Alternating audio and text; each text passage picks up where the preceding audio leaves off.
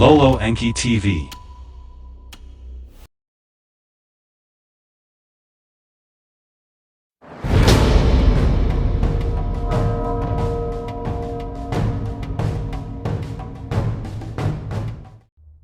Synopsis of the 9th Tablet. Mankind proliferates. Adapa's line serves as royalty. Defying Enlil, Marduk espouses an earthling female. Celestial disturbances and climate changes affect Lamu. The Agigi descend to Earth, sees earthling females as wives. The promiscuous Enki begets a human son, Sasudra. Droughts and pestilences cause suffering on Earth. Enlil sees it as fated retribution, wants to return home. Ninmah, aged by Earth's cycles, also wants to return.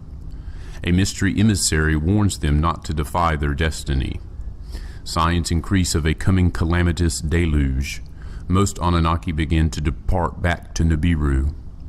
Enlil enforces a plan to let mankind perish.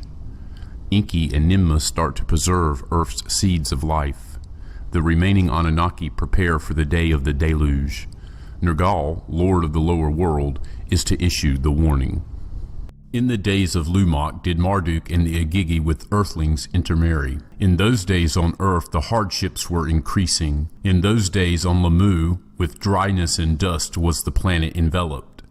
The Anunnaki who decreed the fates, Enlil and Enki and Ninmah with each other consulted. What conditions on Earth and on Lamu were altering they wondered. On the sun flarings they observed, in the net forces of Earth and Lamu there were disruptions. In the Abzu, at the tip of the white land facing instruments far observing they is installed. In the charge of Nergal, the son of Enki and his spouse Irish Kigal, the instruments were put. To the land beyond the seas Ninurta was assigned, in the mountain land a band heaven and earth to establish. On Lamu the Agigi were restless, to pacify them Marduk was the task given. Until what are the hardships causing, the way station on Lamu must be kept, so to Marduk the leaders said. The three who the fates decree with each other consulted. They looked at each other. How old the others are, each one of the others thought. Enki, who the death of Adapa was grieving, was the first one to speak. More than 100 shars since my arrival has passed to his brother and sister, he said. I was then a dashing leader, now bearded, tired, and old I am. An enthusiastic hero I was, for command and adventure ready, Enlil then said. Now I have children who have children, all on earth born. Old on earth we became, but those on earth born are even older sooner. So did Enlil to his brother and sister ruefully say. As for me, an old sheep they call me, so did Ninmah wistfully say. While the others have been coming and going, turns on earth to serve taking, we the leaders have stayed and stayed. Perchance it is time to leave, so did Enlil say. Of that did I often wonder, to them Enki was saying. Each time one of us three to revisit Nibiru wished, word from Nibiru always our coming thereto prevented. Of that I too did wonder, Enlil was saying. Is it a thing on Nibiru, a thing on earth? Perchance the life cycles that differ it concerns, so was Ninmah saying. To watch and see what transpires the leaders decided. At that time fate, or was it destiny? In its hands the matters took. For it came to pass that soon thereafter Marduk to his father Enki came. A matter of gravity with his father Enki to discuss he wished. Upon the earth the three sons of Enlil spouses have chosen. Ninurta Ba'u of Anu, a young daughter, he espoused. Nanar has chosen Ningal, Ishkar Shala has taken. By Nergal, your son Irish Kigal of Enlil's a granddaughter, as a spouse was taken. By threats to kill her, her consent from her was extracted. To await my espousal, being your firstborn, Nergal did not await. The other four in deference my espousal are awaiting. A bride I wish to choose, to have a spouse it is my desire. So did Marduk to his father Enki say. Your words happy make me, Enki to Marduk was saying. Your mother too shall rejoice. To hold his words to Enki, Marduk with a raised hand to his father motioned. Is she one of the young ones who heal and succor give? Enki went on to ask. A descendant of Adapa she is, of earth, not Nibiru is she. Marduk softly whispered. With a puzzled look, Enki was speechless. Then uncontrolled words he shouted. A prince of Nibiru, a firstborn to succession, entitled an earthling will espouse? Not an earthling, but your own offspring, to him Marduk said. A daughter of Enki, who to heaven was taken she is. Sarpanit is her name. Enki, his spouse Ninki, summoned. To her what with Marduk transpired he related.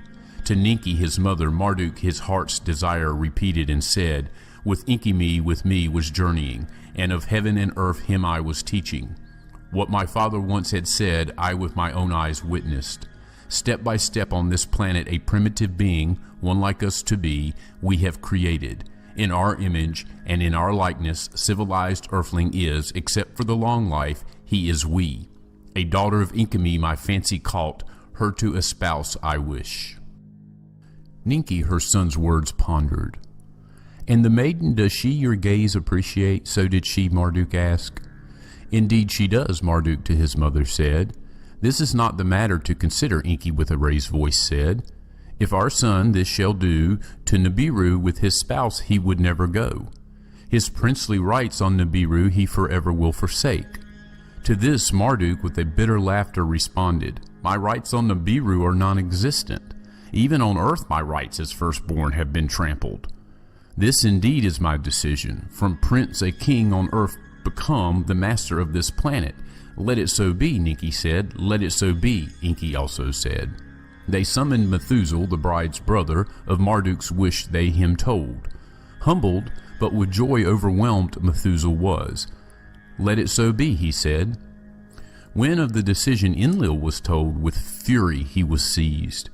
It was one thing for the father with earthlings intercourse have. It is another matter for the son an earthling to espouse, lordship on her to bestow.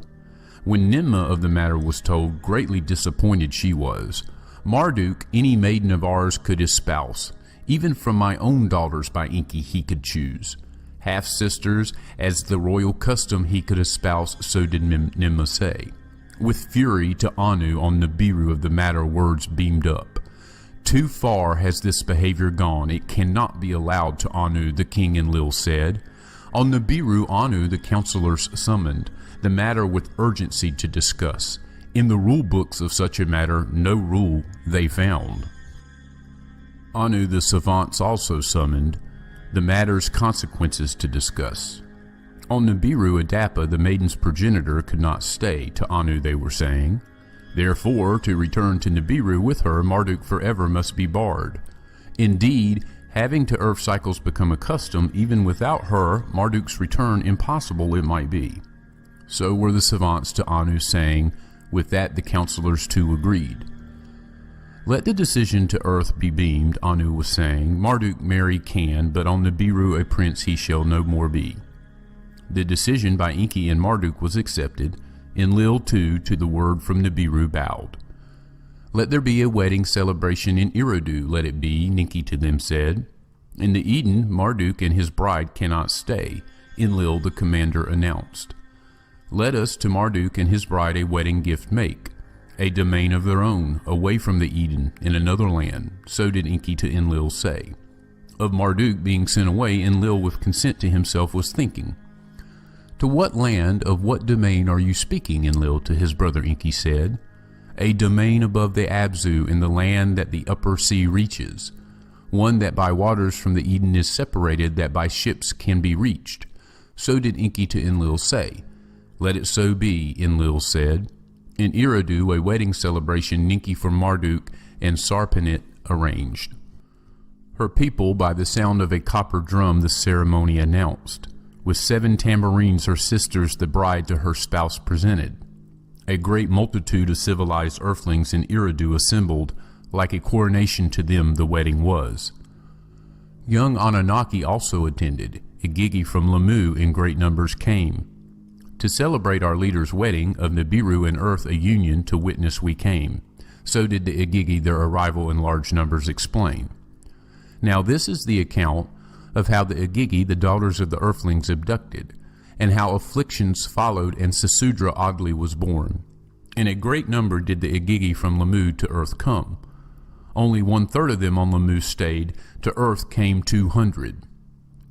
To be with their leader Marduk, his wedding celebration to attend was their explanation. Unbeknownst to Enki and Enlil was their secret. To abduct and have conjugation was their plot. Unbeknownst to the leaders on earth, a multitude of Agigi on Lamu got together. What to Marduk permitted is from us two should not be deprived to each other, they said. Enough of suffering and loneliness, of not offspring ever having, was their slogan. During their comings and goings between Lamu and earth, the daughters of the earthlings, the Adapite females as them they called, they saw, and after them they lusted. And to each other the plotters said, Come, let us choose wives from among the Adapite females and children beget. One among them, Shamgaz his name was, the leader became. Even if none of you agrees, I alone the deed shall do, to the others he said. If a penalty for this sin shall be imposed, I alone for all of you shall it bear. One by one others in the plot joined together, by an oath together to do it they swore. By the time of Marduk's wedding, 200 of them on the landing place descended. Upon the great platform in the Cedar Mountains they came down. From there to Eridu they journeyed, among the toiling earthlings they passed. Together with the earthling throng in Eridu they arrived. After the wedding ceremony of Marduk and Sarpanit had taken place, by a signal prearranged, Shamgaz to the others a sign gave. An earthling mating each of them the Agigi seized, by force they them abducted. To the landing place in the Cedar Mountains the Agigi with the females went. Into a stronghold the place they made, to the leaders a challenge they issued. Enough of deprivation and not having offspring, the Adapite daughters to marry we wish. Your blessing to this you must give, else by fire all on earth destroy we will. Alarmed the leaders were of Marduk, the Agigi commander, charged to take they demanded. If in the matter I a solution must seek, with the Agigi my heart in agreement is. So did Marduk to the others say. What I have done from them cannot be deprived. Enki and Ninmah their heads shook, with begrudging agreement they voiced. Only Enlil was enraged without pacification. One evil deed by another has been followed, fornication from Enki and Marduk the Agigi have adopted. Our pride and sacred mission to the winds have been abandoned. By our hands this planet with earthling multitudes shall be overrun. With much disgust was Enlil speaking. Let the Agigi and their females from earth depart. On Lamu conditions unbearable have become, surviving is not possible, so did Marduk to Enlil and Enki say. In the Eden they cannot remain, Enlil with anger shouted. With much disgust the gathering he left. In his heart things against Marduk and his earthlings was Enlil plotting. Upon the landing platform in the Cedar Mountains were the Agigi and their females secluded.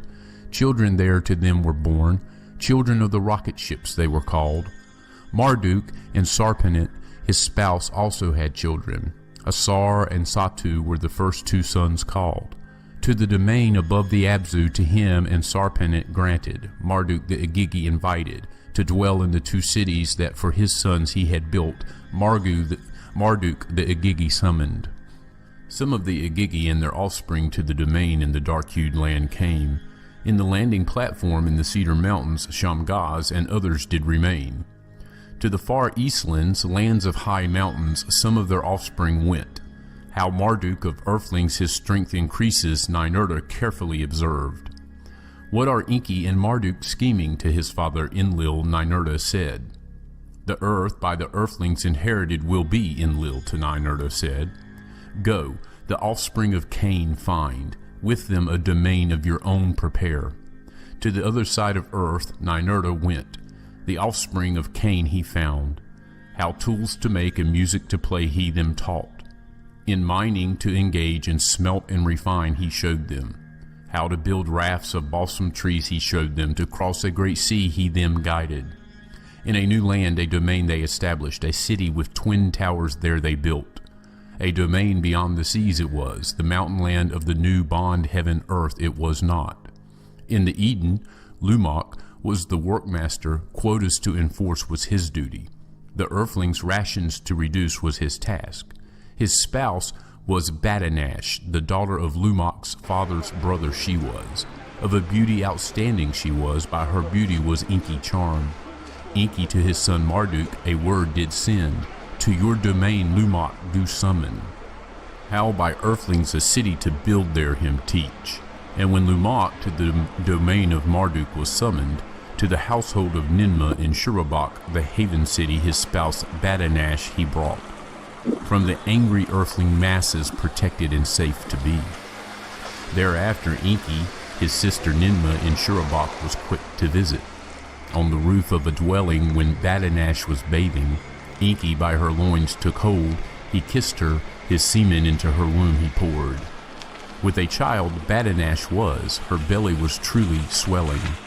To Lumak from Shurabak word was sent, to the Eden return, a son you have. To the Eden, to Shurabak, Lumak returned, to him Badanash the sun showed. White as the snow his skin was, the color of wool was his hair. Like the skies were his eyes, in a brilliance were his eyes shining. Amazed and frightened was Lumak. To his father Methuselah he hurried. A son unlike an earthling to Badanash was born. By this birth greatly puzzled I am. Methuselah to Badanash came.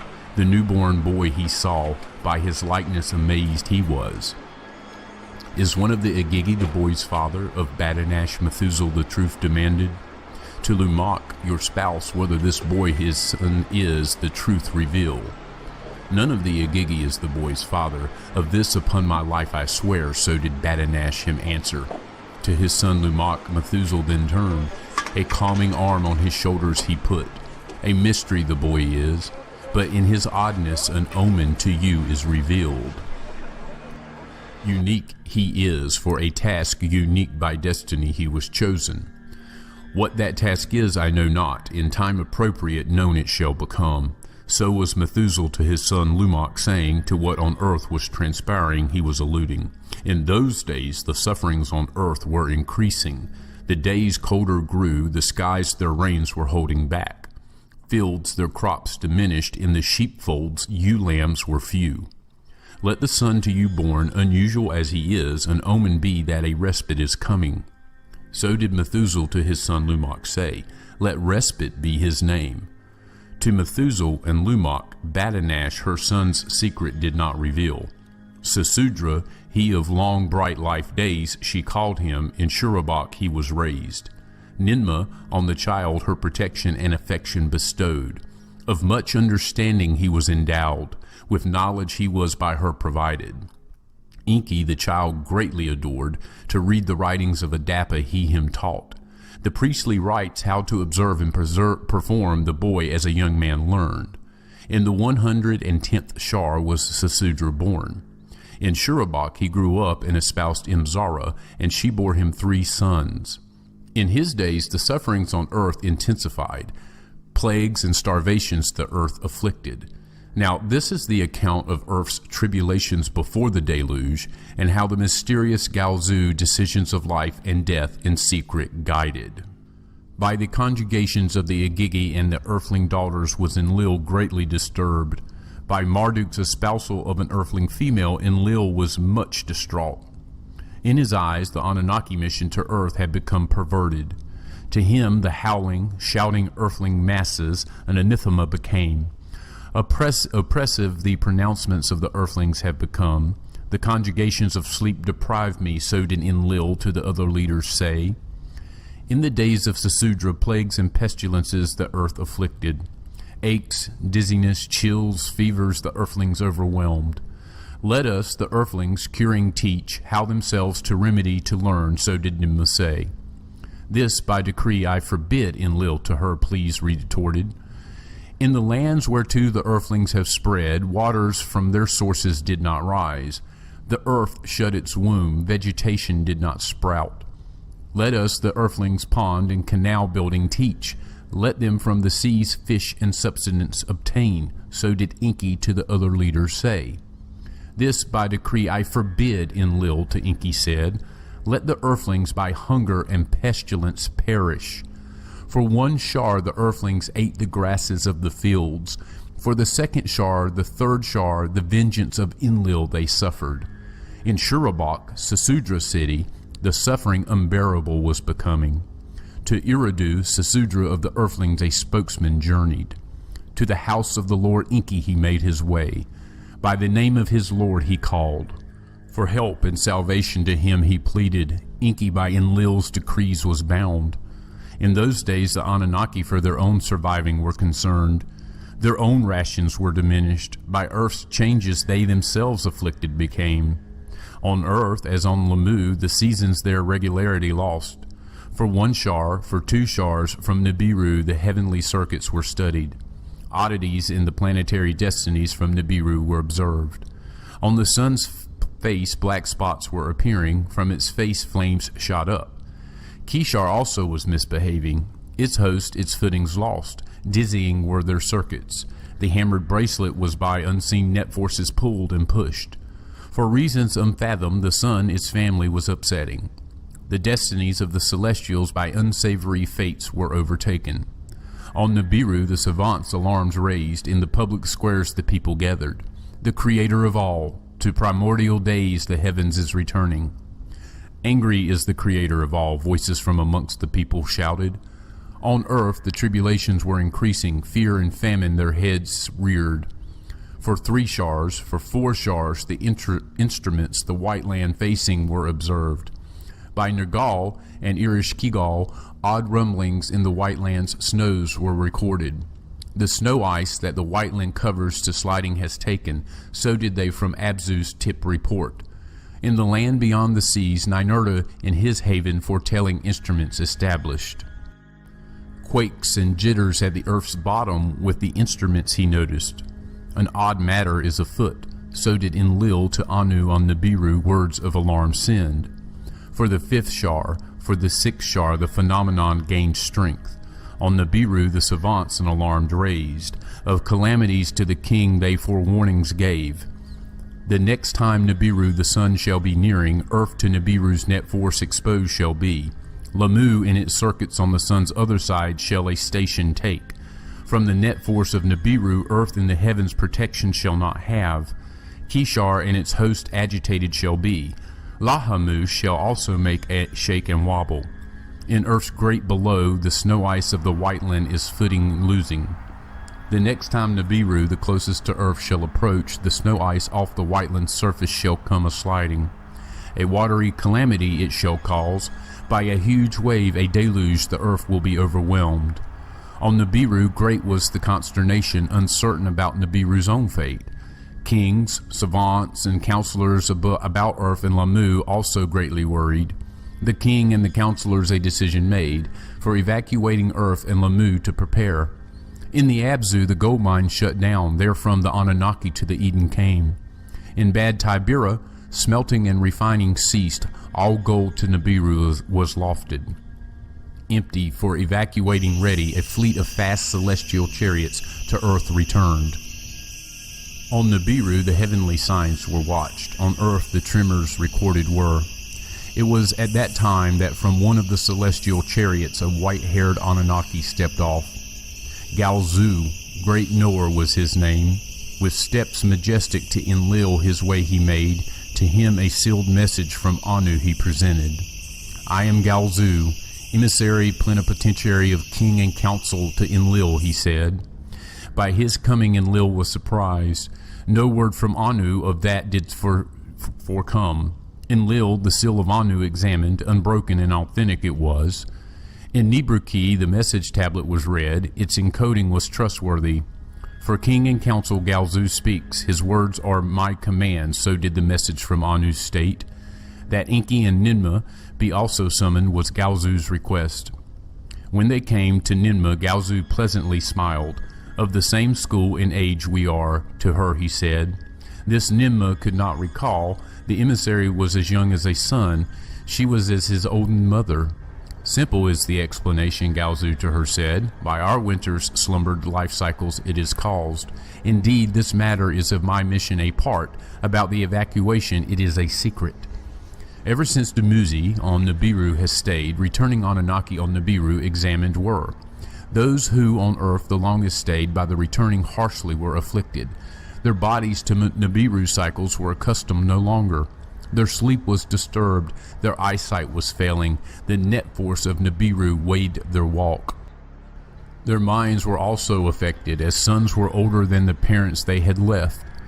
Death, my comrades, to the returnees quickly came, of that I am here a warning to give.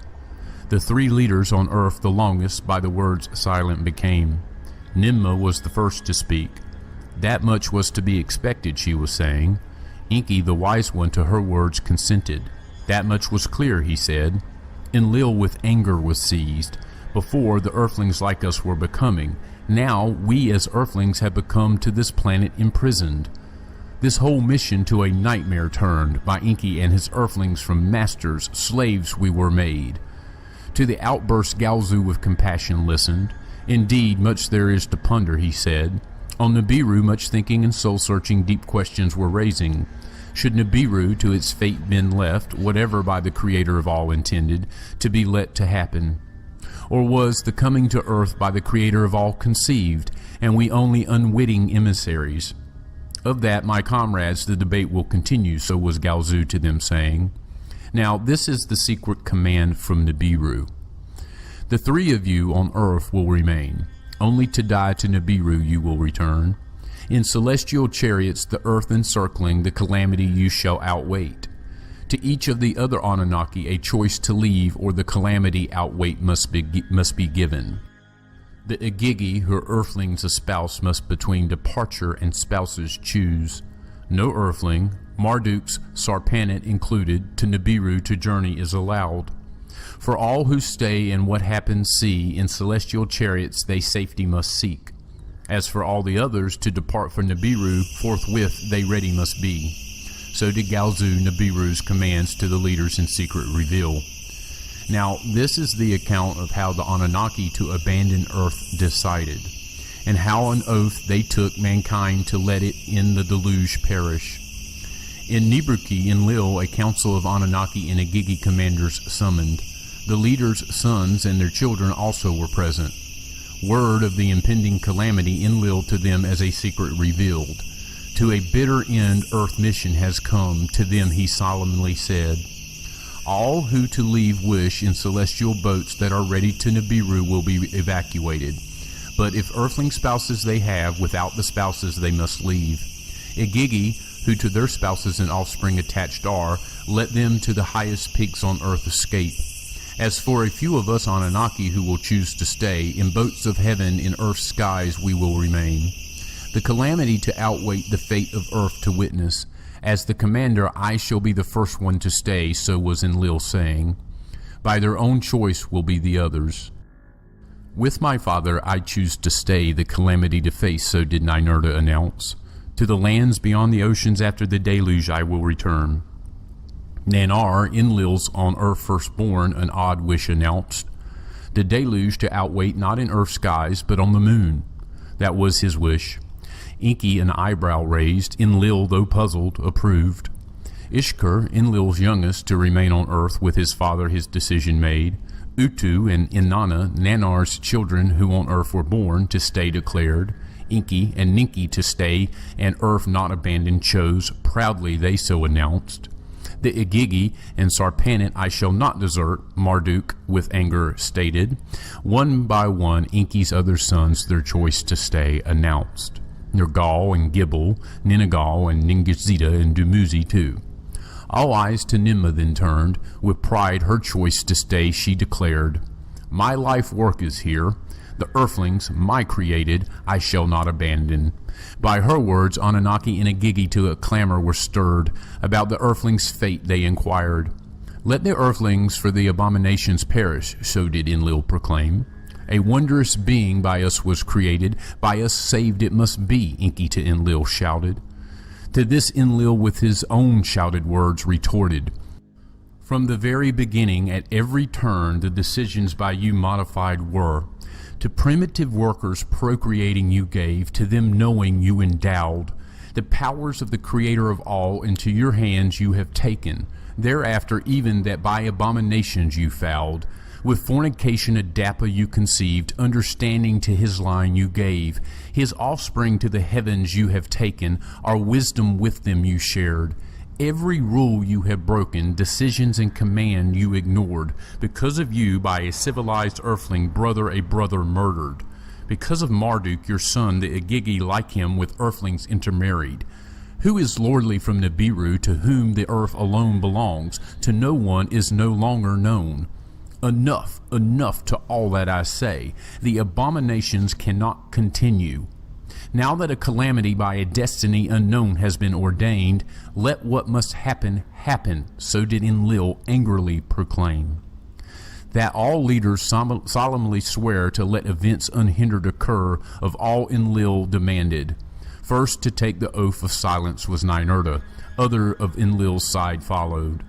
Nergal of Enki's son was first to take the oath, other of Enki's sons followed. To your command I bow, Marduk to Enlil said, but of what worth is the swearing? If Igigi their spouses will abandon, would not the fear among the earthlings spread? Ninmah was in tears, the words of the oath she faintly whispered. Enlil at his brother Enki gazed. It is the wish of king and council to him, he said. Why will you bind me with an oath, Enki his brother Enlil asked. The decision by you was made, on earth it is a commandment. The flood waters I cannot arrest, the earthling multitudes I cannot save. To what oath to bind me you therefore desire? So did Enki his brother ask. To let it all happen as if by fate decreed, let it as Enlil's decision be known. On Enlil alone let the responsibility forever rest, so did Enki to all pronounce. Then Enki from the assembly departed, Marduk with him also left. With quick words of command Enlil the assembly to order brought. Task for what was to be done he with firm decisions assigned. Between those who will depart and those who will stay the groupings arrange. Places for assembly to designate, equipment to collect, chariots to assign. First to depart were those who to Nibiru were returning. With much embracing and the locking of arms and joy mixed with sorrow the celestial boats they boarded. One after the other the vehicles from Sippar roared aloft. At first those left behind journey safely shouted, then muted were the cries. After the launchings toward Nibiru completed were, the turn of Marduk and the Igigi with earthling spouses came. Marduk them all on the landing place assembled, a choice to them he gave. With him and Sarapanit and 2 sons and the daughters to Lamu go, there the calamity outwait. Or to distant mountain lands on earth disperse, a haven from the deluge to find. Enlil then of those who remained took account, by groupings to them chariots he assigned. Ninurta to the mountain lands beyond the oceans Enlil directed on earth's rumblings to report. To Nergal and Erish-Kigal the task the white land to watch Enlil assigned. To guard against an onrush of earthlings to Ishkur the task Enlil gave, to bar access, barrier and bolt to erect and bolster. Of all preparations Sippar, the place of the celestial chariots, was the center. To Sippar Enlil the tablets of destinies from Nibiru moved, a temporary bond heaven-earth was there established. His brother Enki Enlil then addressed, to him he was thus saying, However, if ever the calamity might be survived, let all that had happened be remembered. Let us tablets of records in Sippar in the depths of earth safely bury. Let what from one planet on another done in days to come uncovered be. Enki his brother's words with approving accepted. Mies and other tablets in golden chests they stored. In the depths of the earth in Sippar for prosperity they buried. Thus ready for the signal to depart the leaders awaited. The approach of Nibiru in its great circuit with apprehension they watched. It was at that time of anxious waiting that Enki his sister Ninmah addressed. To her was Enki thus saying, In his preoccupation with the earthlings, all other living creatures Enlil lost attention. When the avalanche of water sweeps over the lands, other living creatures, some by us from Nibiru originated, must from earth itself evolved. In one sudden swoop to an extinction shall be doomed. Let us, you and me, their seed of life preserve, their life essences for safekeeping extract. Ninmah, she who gave life to the words of Enki favor gave. I shall do it in Shurabak, you do so with the Abzu's living creatures. So to Enki she said, While the others sat idly waiting, Enki and Ninmah a challenging task undertook. Ninmah in Shurabak by some of her female assistants was helped. Enki by Ningazita in the Abzu at the Olden House of Life was assisted. Male and female essences and life eggs they collected. Of each kind, 2 by 2 by 2, they in Shurabak and the Abzu preserved. For safekeeping while in Earth's circuit to be taken, thereafter the living kinds to recombine. At that time word from Ninurta came, Earth's rumblings ominous are. At that time word from Nergal and Ereshkigal came, the white land is shaken. In Sippar all the Anunnaki gathered, the day of the deluge they awaited.